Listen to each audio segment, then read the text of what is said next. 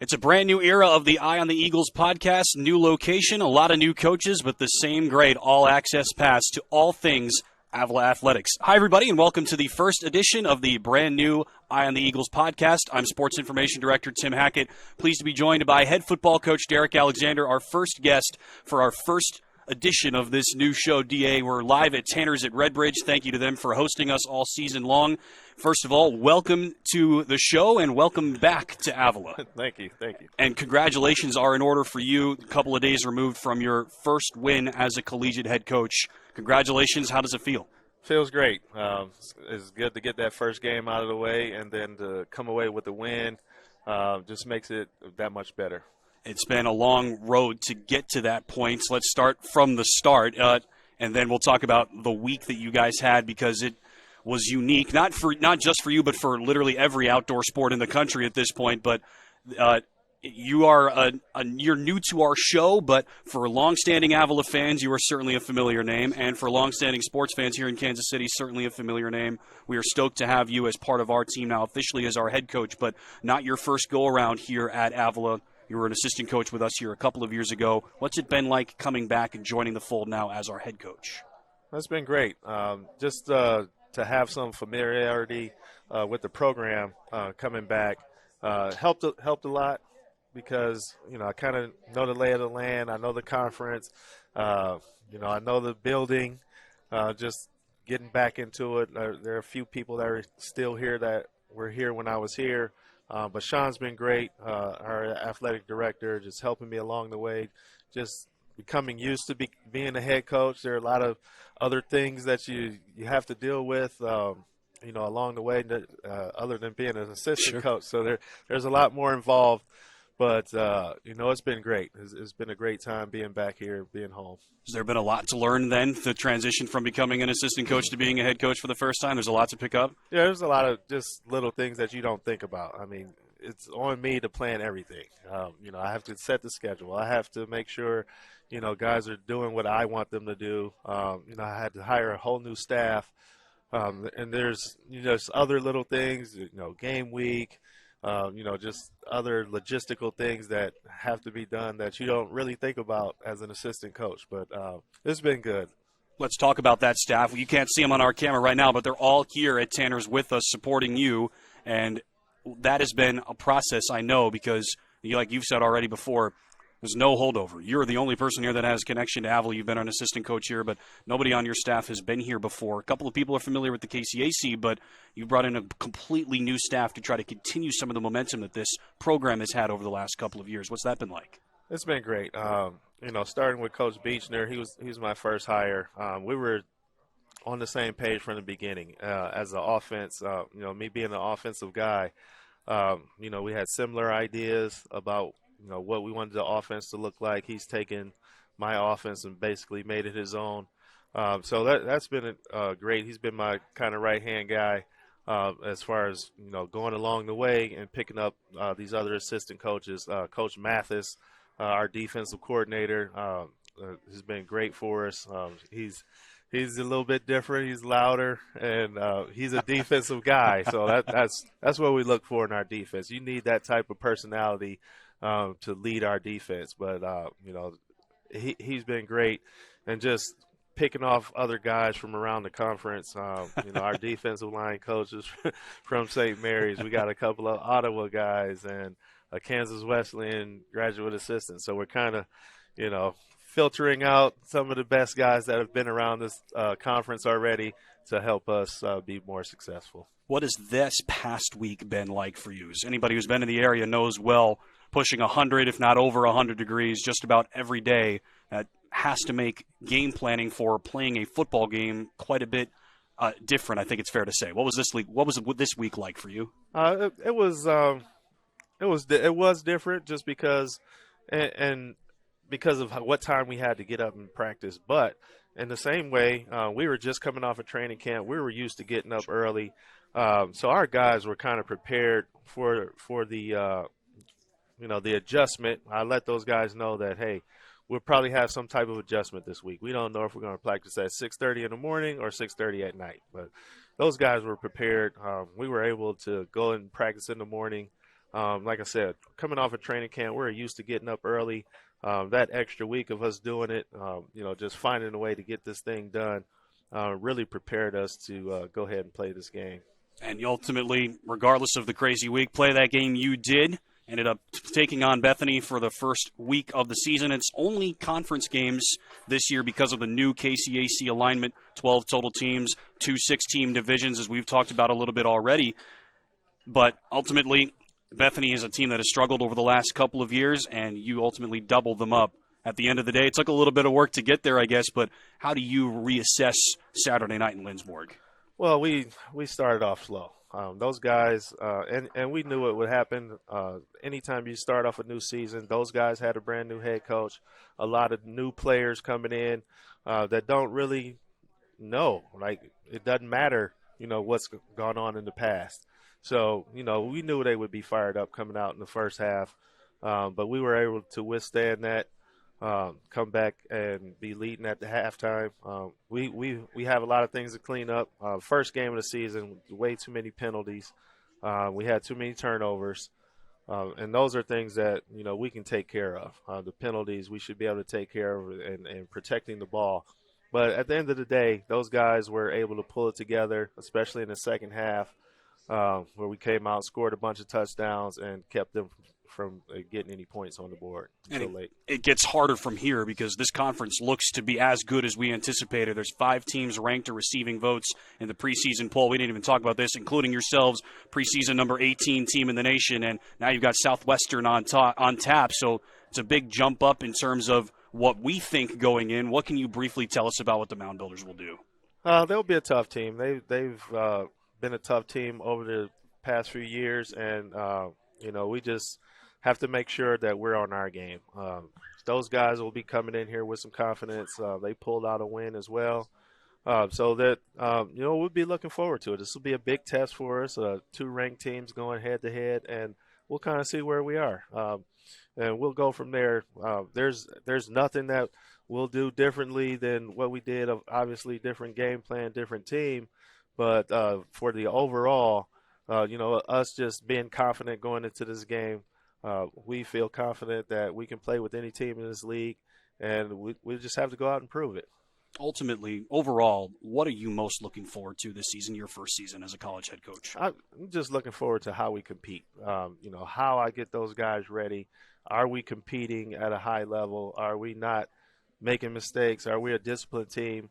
Last week we got a few unsportsmanlike conduct penalties, which, a couple of them here or there, but we had them, which we have to eliminate. We cannot survive on penalties like that and losing our composure at some points, which I think we did. Like I said, we did a better job in the second half of coming out, not really getting penalized, and playing good football. You'll be able to see Coach Alexander, his new coaching staff, and the number 18 ranked Avila Eagles here at the Z this Saturday. Time to be announced, but as it stands right now, 1 p.m. kickoff from the Z, and you can watch it live on the Avila Sports Network wherever you are. Coach D.A., welcome to the show, and thank you for being here. Thank you. We'll take a quick break, and we'll be right back with our next head coach on the first episode of Eye on the Eagles.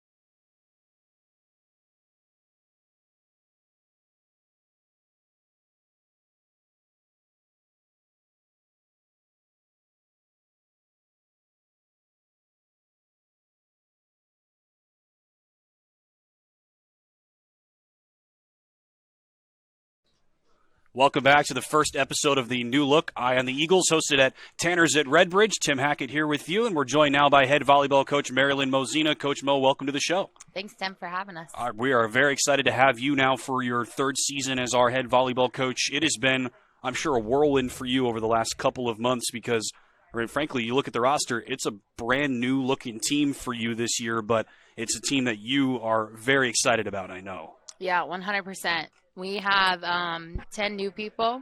Of those 10, we have 2 transfers and 8 freshmen. So, and on top of that, we were already pretty young coming back. So we lost 7 seniors last year. So we lost a lot of our veterans, which comes with pros and cons, right? We're losing we lost a lot of the experience on the court, but obviously we get a fresh new look kind of coming into this season, which has been incredible. And we had a lot of key returners coming back in that sophomore class. And so really this year we're young. We're really young.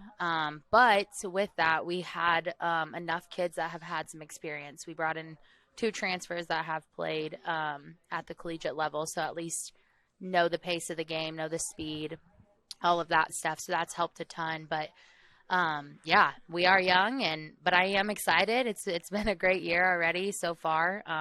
Just a great group of girls, which has been really a huge blessing.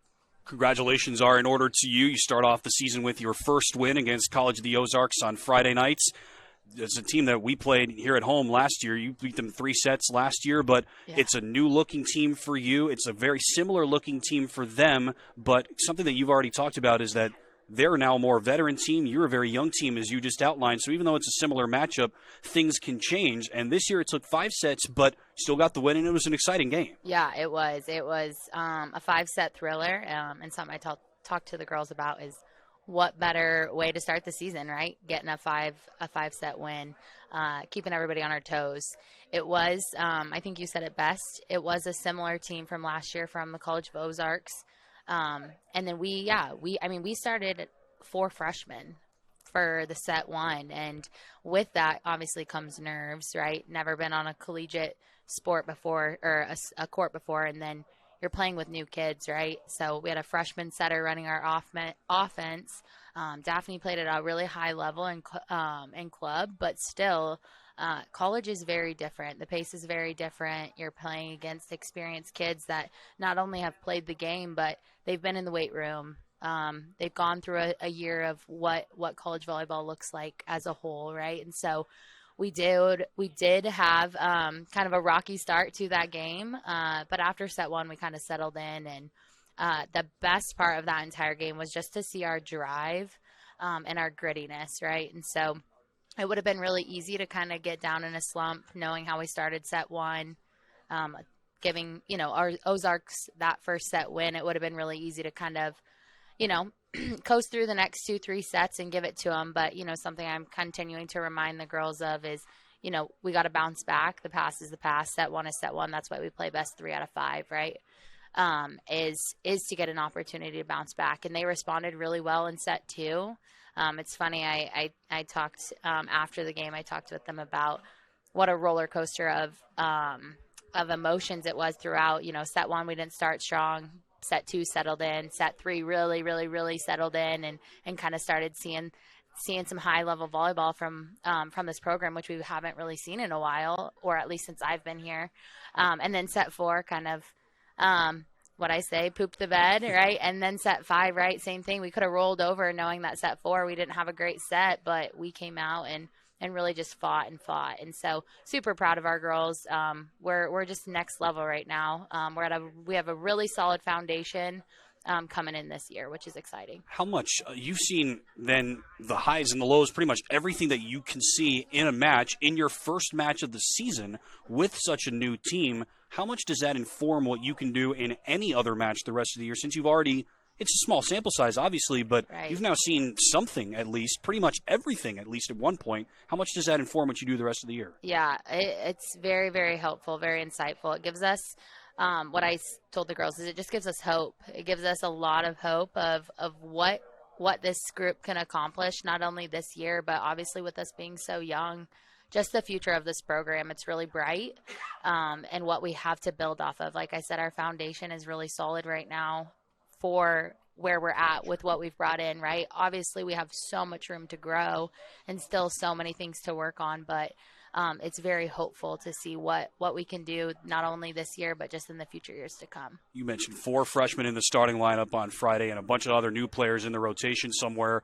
How rewarding is it for you just to see, obviously, game 1, and plenty more still to come, but all of the work that you and your coaches have done just to build this team, because it was such a small team coming when you started. That's Right. something that has just stood out to me, is the work that you guys have done just to not only get players, that's step 1, but to get good young players that are going to help you build this team into something legitimate for years to come. Yeah. How rewarding is it to see them out there? It's very. I think that's the best. The recruiting trail, it's a grind.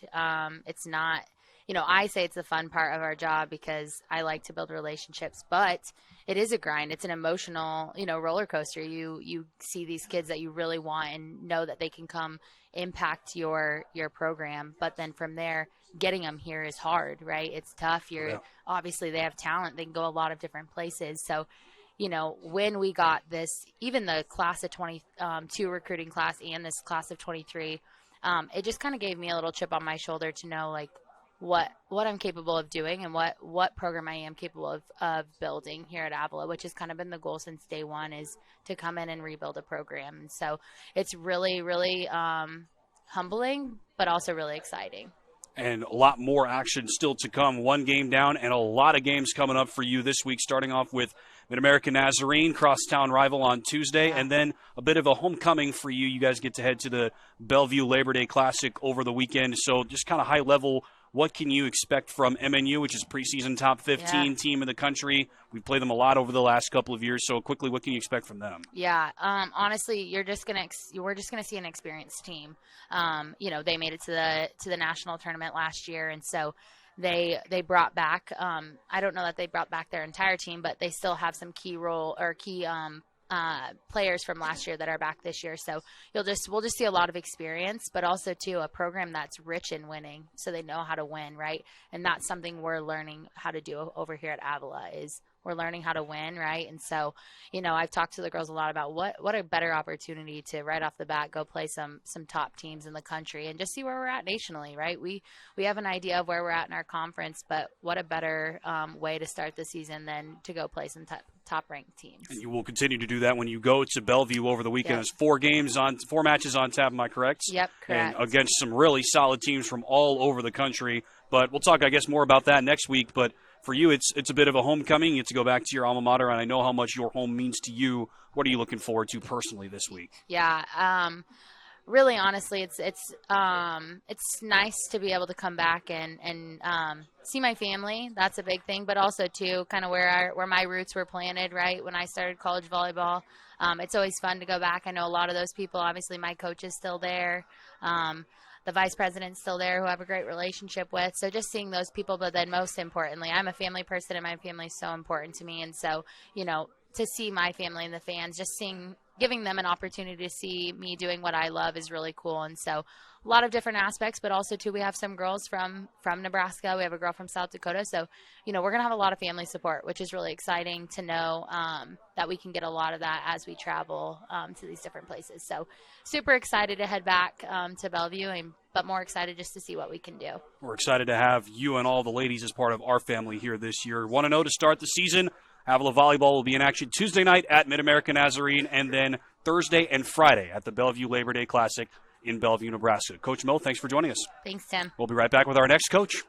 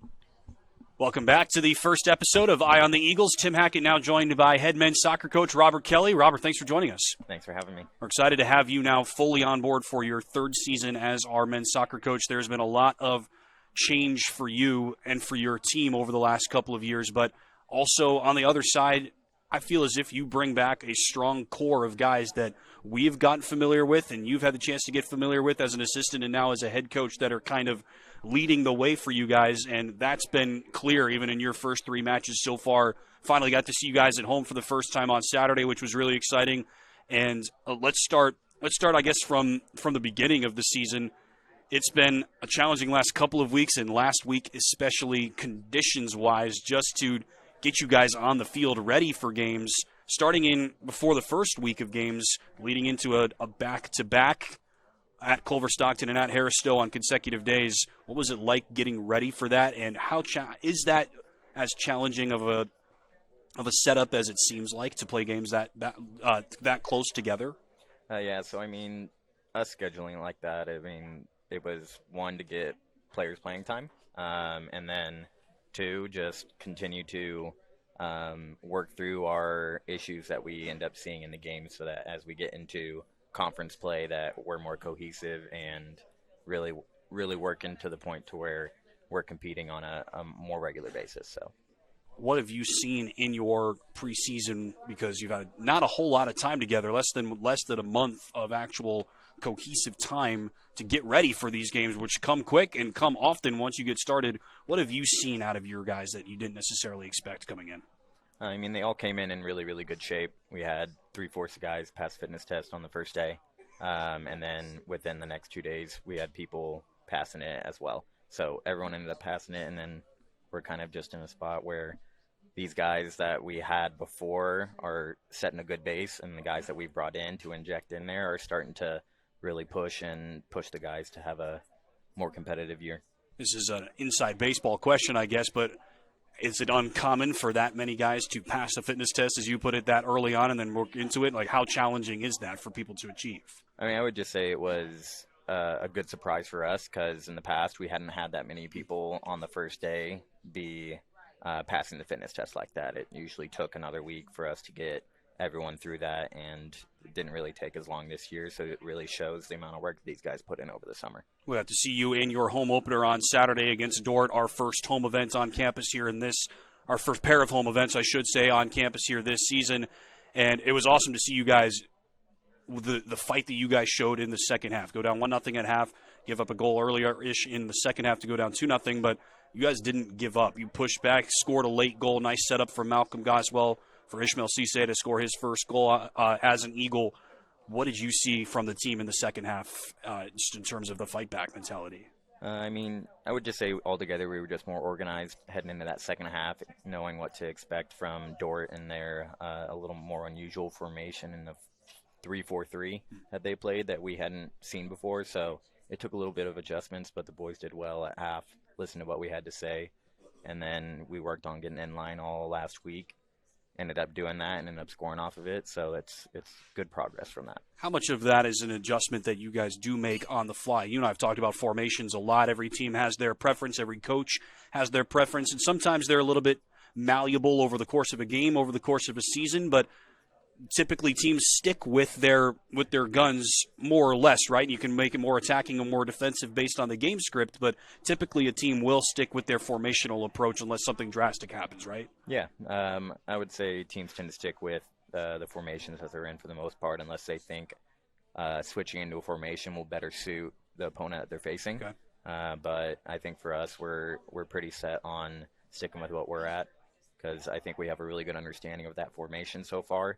And then we'll be able to adjust to anything that's thrown at us throughout the rest of the season. And you guys ultimately, in scoring that goal that I hinted at through Ishmael Cisse right inside the box, I mean, what's jumped out to me, something that we talked about on the broadcast at the time, is that Dordt pretty much split goalkeepers last year. They had excellent goalkeeping numbers, and that goalkeeper that played, Mitchell Dryden, he only allowed 4 goals all last season. You guys got him for one late in the second half. That was impressive to me. How much does that stand out to you?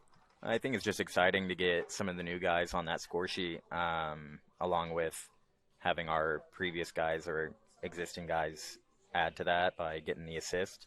it's just a step in the right direction for us. First goal of the season. I think there's many more to come for that.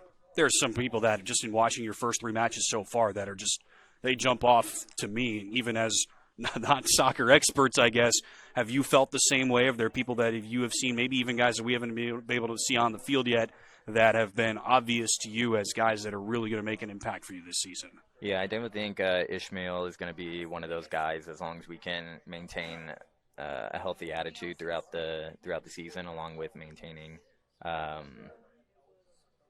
injuries properly. Sure. So if people are getting knocks, are we taking care of our bodies properly so that we can keep them in and game out? So, yeah, that's absolutely. He was one that jumped out to me. Obviously scored the goal. That's a great finishing touch, I guess, on what was a nice day against Dort. But a lot of those guys that you used to have a lot of bright players, I think. And we've seen that, I think, from, at times in spurts from certain players over the last couple of years. But for me, watching from the press box, it felt like more of a concerted effort for you guys to try to rally back. And something that I talked to you about right after the game, and I don't mind saying this live, that's not something that we have seen from that team, from that program, at times consistently, I would say, in the past. And ultimately, yeah, it finishes with a 2-1 loss, and I know that's hard to swallow sometimes, but you don't want to take moral victories all the time. But for me, it was a really impressive overall performance compared to some things that maybe we would have seen in the past. Yeah, I agree with that. I think we've definitely taken a big step in the right direction on our competitive attitude. On if we are going down, we're not giving up. We're not letting these teams continue to go at us and score more than that two goal range, right? I think that's probably been our biggest thing over the past couple of seasons is once we did go down, our heads went down, and unfortunately for us, it allowed the other teams to take advantage of those situations and score more goals on us. I don't really see that happening as much this year. I didn't see that happen either through 3 matches, and I think that's critically important. And these games come in hot and heavy to this time of the year for sure before it starts to kind of sort of settle into a routine when we hit conference play. So one more match this week and then one next Monday night, which maybe we'll be able to talk about next week. So let's make sure we hit the first one first. It's Park coming up on Wednesday night north of here in Parkville. It's a team we've seen quite a bit over the last couple of years. What can you tell us about the Pirates here in 2023? I mean, can only really go off of what we've seen from last year of them. I know they played that 4-4-2 diamond midfield that gave us some issues, so we're kind of planning for that so far. Will be their first official game of the season for them, so they'll have 3 games to kind of see what we're all about, and we'll be coming in kind of a little bit blind to it, but we're not too far off of understanding kind of the formation they play and the way they want to play. So I think they have a lot of returning guys coming back as well at Park, so kind of expecting them to be kind of in the same boat I figured they'll probably add some extra guys too, so because they had some good guys graduate like Jacob Jones and a couple of those other guys. So do you think that's a challenge for not just for you but for any team? You've got film out there already for 3 matches and they don't have anything that is public knowledge necessarily. Does that make it? Is that any bit of an imbalance, or is that just kind of par for the course? I feel like that's just par for the course. I mean, we planned an earlier schedule, more for us to give a little bit more time in between our non-conference games going into conference, so that we have a little bit of a break to get back together, get healthy, and be prepared for the conference games. Well, that game comes up Wednesday night at Park, and then next Monday night at Benedictine before we get close to conference play. Coach Kelly, thanks for joining us. Thanks for having me. We'll be right back with our final head coach, Katie LaForge, right after this.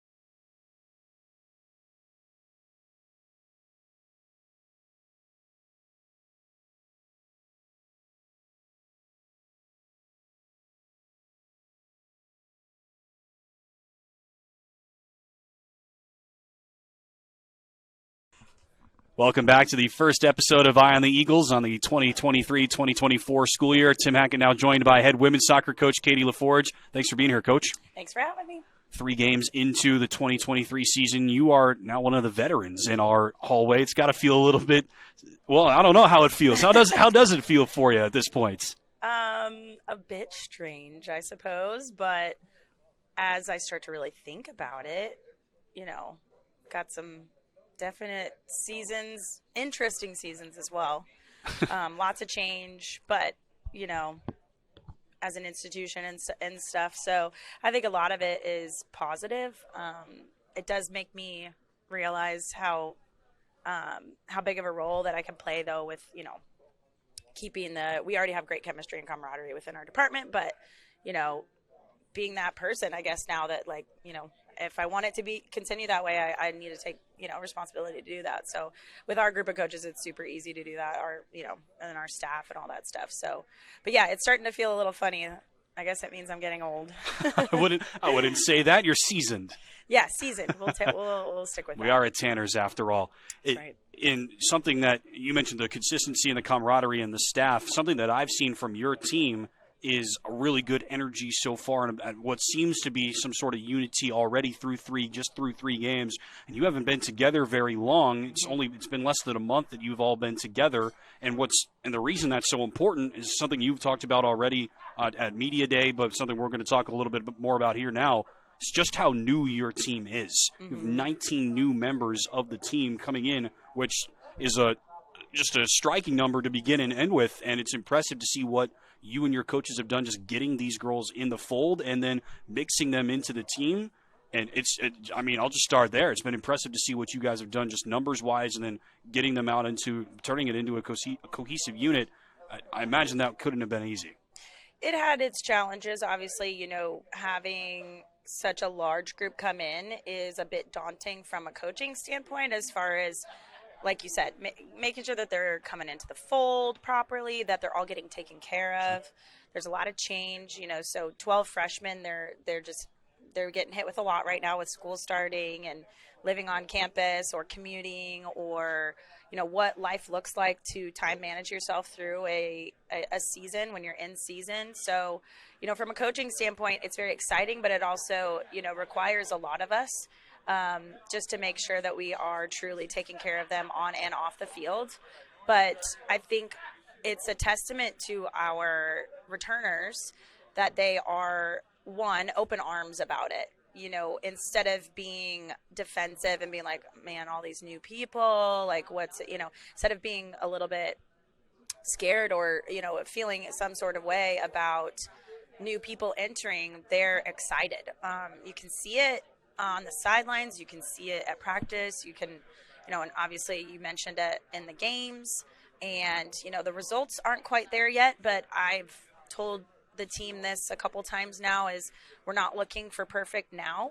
We need to sort out some things, and then we want to be, obviously you can't have a perfect game, but you want to be pretty darn good later in the season. So when it hits October, that's when we want to see that. So working through the kinks right now, which is, normal this time of year, but also even more of a I guess we can feel it in lots of different ways, having such a large group of new people. So, but again, a testament and kudos to the returners for, again, being flexible with it, not worried too much about things they can't control. They're just taking it day by day and remaining positive about it. So that's been really nice to see. We mentioned the number. 19 is a striking number of newcomers, but some people are going to look at that and say, all right, well, there's just a bunch of new players. But they're not. These aren't just bench players. These aren't just reserves. We've seen nearly all of them play, and a lot of them play significant minutes at this point. So these are not just people that are just thrown into the team. This is the team, and mixing it into what's actually what you just mentioned. I love that you mentioned the returners, because it's actually a very experienced group of quote-unquote other people underneath all of those newcomers. You actually have a really solid veteran core to help bring all of those new people in. So I think it's a nice little, on paper, it seems like a nice little mix of levels of experience, I guess, for your team. Definitely. And with the new people, this is the first year I think I've had this many transfers.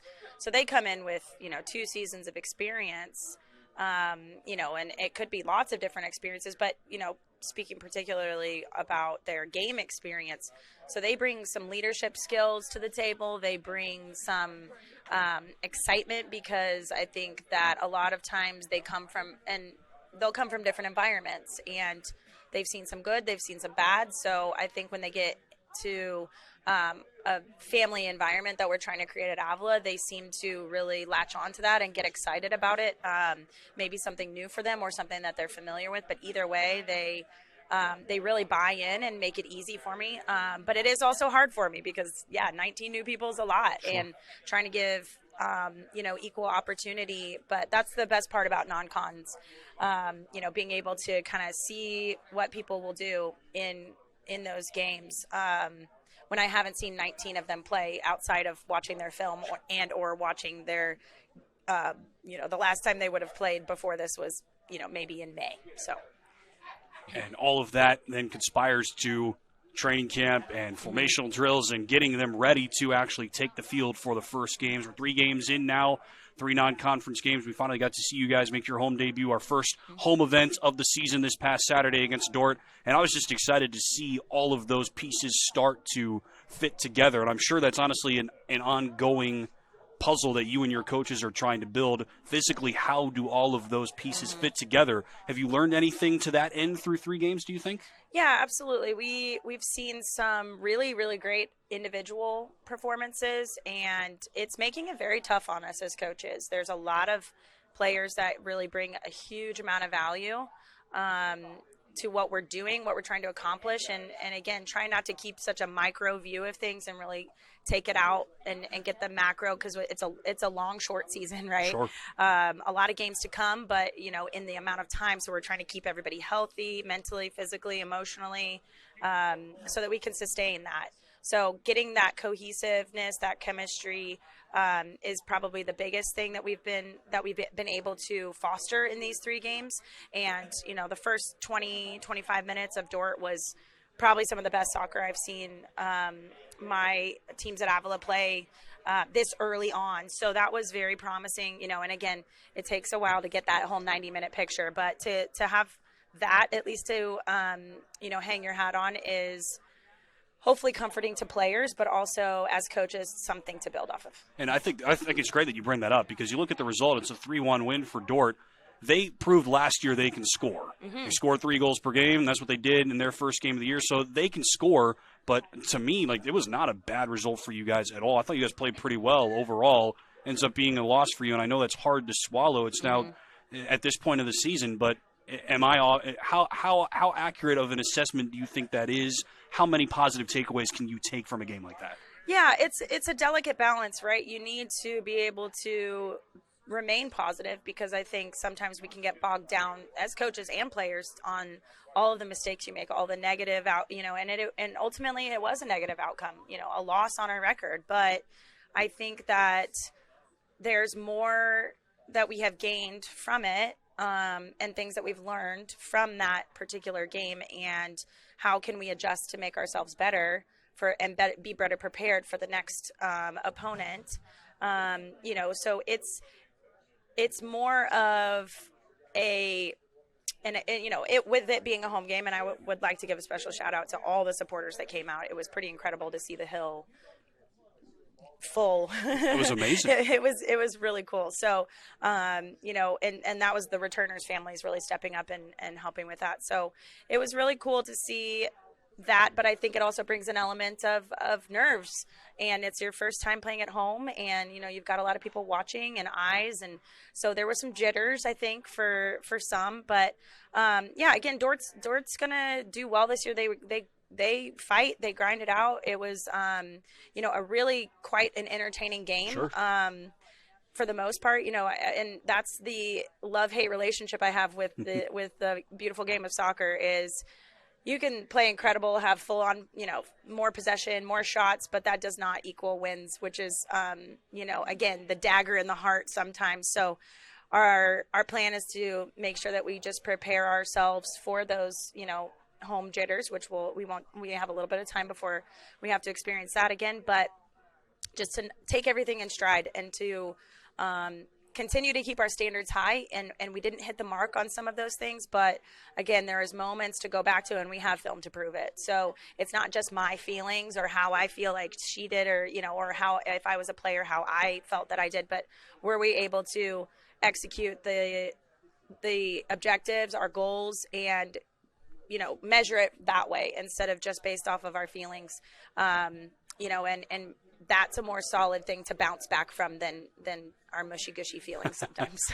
We'll talk more about individual players as the year goes on, but I have to ask you about one particular player to start off. Dort had 2 penalty kicks in the game, and the player that they chose to take them, I wouldn't have guessed either of those would be the players to actually take it. You also had a penalty kick in the game. How easy of a decision was it to have Megan Nugent come up and take that kick? Yeah, so first and foremost, Megan Nugent is an absolute warrior, has been through a lot to get to this point. So to see her rewarded for her hard work, especially in these early games, is nice to see for her individually. She's also a very different type of leader. She's not going to rah you up. She is supportive, but she supports you by working her tail off, by using her speed, by being physical, by always listening especially to coaches. And so she's going to lead by example more often than not. And she came in prepared this year and hungry. So to see her rewarded for that is really awesome. And she's been unlucky in the last couple games to not get a goal before that. But typically or at least this is maybe me personally, but when I used to play, it was, the person who drew the foul, as long as they weren't, incredibly hurt by that foul, you try to give them the first right of refusal for that penalty. Sure. Especially, for forwards, it's a really good confidence booster, and, they earned it, right? They drew the foul. So, and then the next step is, either a senior player of some kind or your captain typically, if that player maybe doesn't want to take it or needs a few minutes to maybe recover from whatever just happened to them. So in my mind it was a no-brainer, and I think everybody knew who it would be. If we all maybe took a straw poll, I think everyone would have put the same name. And that was just something that was evident to me our first 2 years together, year 3 and year 4 for you, when you brought in Megan, who's somebody that you have known for a long time. She was your go-to free kick taker, your go-to corner kick taker, your primary penalty taker when it was needed. You didn't have that option last season because she was injured through nobody's fault, so you had to kind of find other pieces. There are obviously other choices, but for me, regardless of who draws the foul, when I saw that was the game script on Saturday, I was like, it's got to be Megan that takes it, right? Yep, indeed. And she ultimately rewards that with her first goal, the team's first goal of the season. So that was a nice monkey off the back moment too. So, and to see it again from a returner, and she's a returning from injury returner. So just her mental capacity, I think, was tested with that injury, and because it was her second knee injury in her career. So all of those female soccer players listening out there, they know the unfortunate statistics surrounding that. No doubt.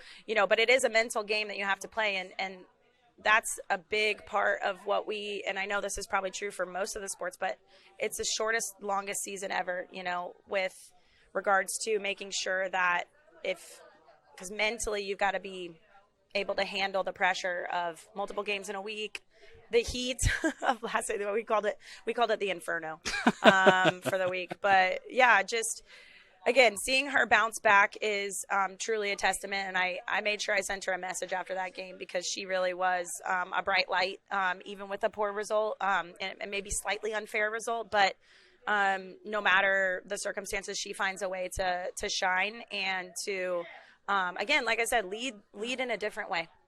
I think that's awesome to have somebody like her out there in her last year, coming back from all of that adversity to help lead the team. Well, we'll see Megan Nugent and the rest of the Eagles back out there on Wednesday evening against Park, a team that we're very familiar with. That's the next game up for Coach LaForge and the women's soccer team. Thanks for joining us here today. We appreciate it. Tim. We'll be right back with Athletic Director Shawn Summe right after this.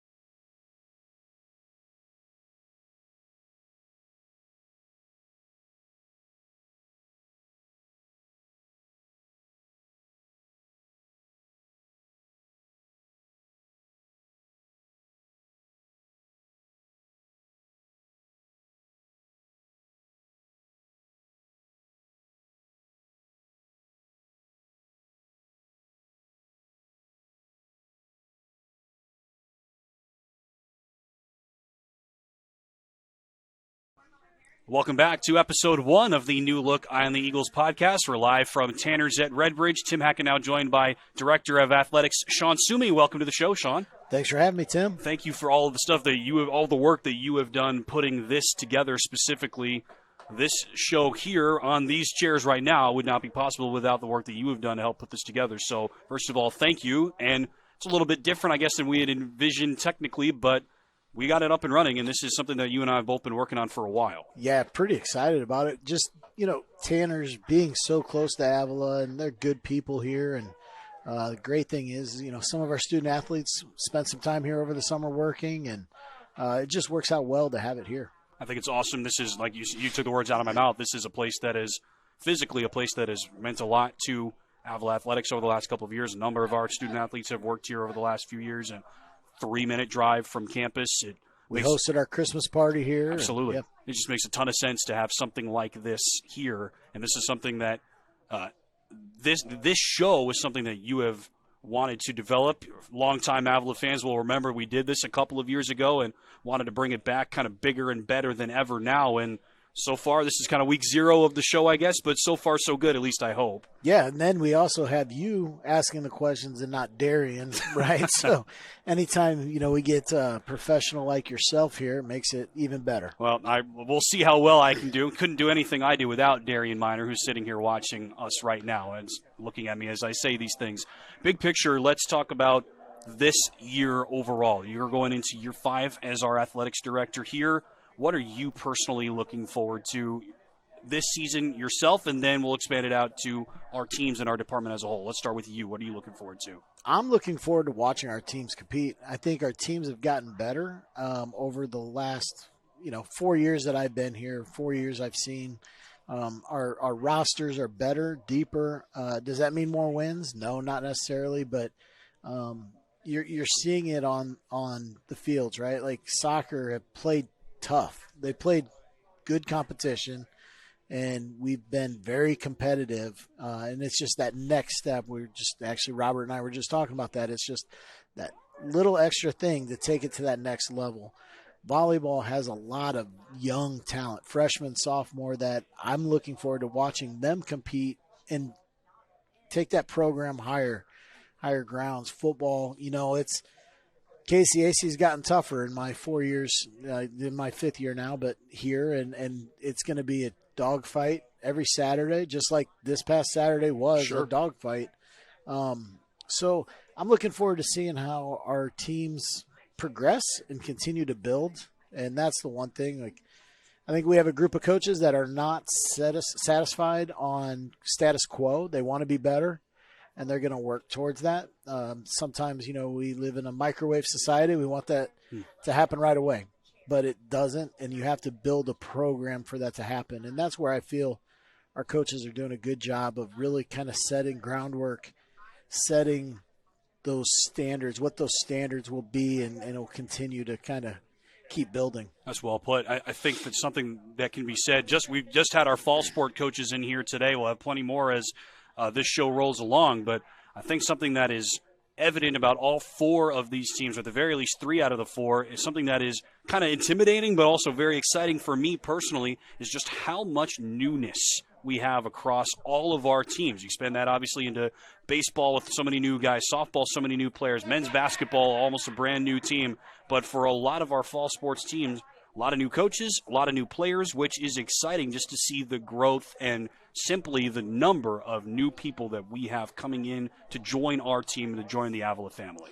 Yeah, and I think that expands too, besides just the athletic teams, but our department, right? With you having Darian and Keaton to be able to work with, they'll take the ball and run with it, and you don't have to hopefully tell them what to do. They're taking initiative and doing that, and we're seeing some of these changes already, which is awesome. With Boyd Pitkin, our new assistant athletic director, who brings a wealth of NAI experience from a coaching standpoint, from an administrative standpoint. Those things are exciting, and seeing those changes really kind of get you going, keep you going, make you want to work a little harder, and do everything you can to make sure that we know that we're getting support to get the people in there and build our department as well. So it's not just the coaches and players, but yeah, yesterday, men's basketball had an elite camp on campus, and it was great. Good numbers, people out there, energy, getting some excitement. That is fun to see from that area. And speaking of being at things, I think people around here know this about you, but I don't know if everybody that knows this about you realizes that this is not necessarily normal. You were at just about every event, almost. Not even just talking about games, but anything related to our teams. That's something that jumped out right immediately to me when I first got to know you. You are just the steadfast supporter of all of our coaches, teams, administrators. You just mentioned a few of them. You were at the football season opener, on Saturday night against Bethany after you were with us at the Z Saturday morning to see some of the soccer games. You're everywhere, and that's something that means a lot to you. Well, it does, and it's fun to watch our student athletes do what they're what they're here to do. Sure. Like, they're here to get an education. I don't get to go watch them in class, Sure. but when they compete, I get a chance to watch them. I love that because we get to know our student athletes a little bit better. But yeah, Saturday morning was awesome. Beautiful day out. I brought my 10-year-old son out to watch some soccer.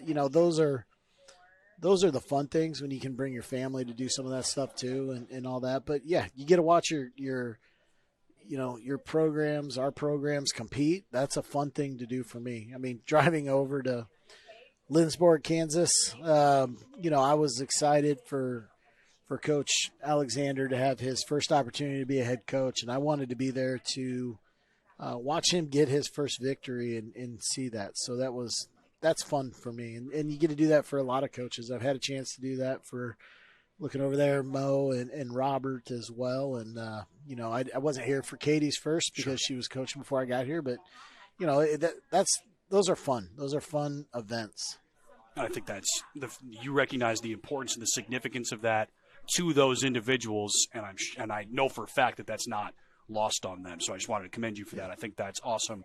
Let's talk football really quickly because that's obviously the big ticket item all the time. We talked a little bit about it with Coach Alexander earlier on the show. This season's going to be fun, I think, as a fan, maybe not always as a coach or as a player, but you hinted at it already. I mean, you got 5 teams that are ranked or receiving votes in the preseason top 25 out of the 12 in the conference. We're going to see one of them here this weekend in Southwestern. Every week, like you said, I mean, I have no idea the way that this conference is going to go. Let's call it like it is. Bethany was one of the last place teams in the league the last few years, and they put up a pretty good showing on Saturday. So we have no idea. I personally have no idea how this conference is going to go. It's exciting. Yeah, and I look forward. This Saturday will be fun too because Southwestern, they do a good job. They do a good job of. They're very disciplined. Coach Griffin's been there forever. Yeah. He's been there for a while. Not forever, but he's been there a while. 9-10 years, I believe. Yeah, and he's built that program into what it's been. It's been a really good measuring stick game, I think, in the past.